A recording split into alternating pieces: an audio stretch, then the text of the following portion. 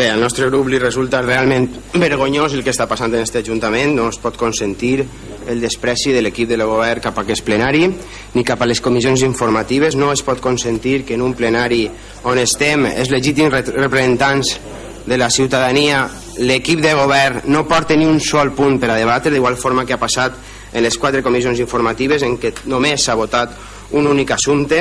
L'equip de govern demostra amb aquesta actitud que no té ni idees ni ganes de donar resposta als problemes que té la nostra ciutat, i davant d'una situació com aquesta nosaltres, el nostre grup, també vulguem donar una resposta clara i contundent, i per això anunciem la retirada de les nostres mocions i de les nostres preguntes, i perquè nosaltres en definitiva ens han triat per a treballar per aquesta ciutat i donar solució als problemes de la mateixa, i no per anar de comparsa d'un equip de govern que ni pot ni vol treballar per la nostra ciutat i per solucionar els problemes. Així que una vegada motivada la nostra acció, donem per finalitzada la nostra participació en este plenari.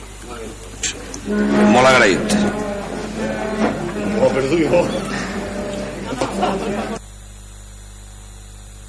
Aguanta.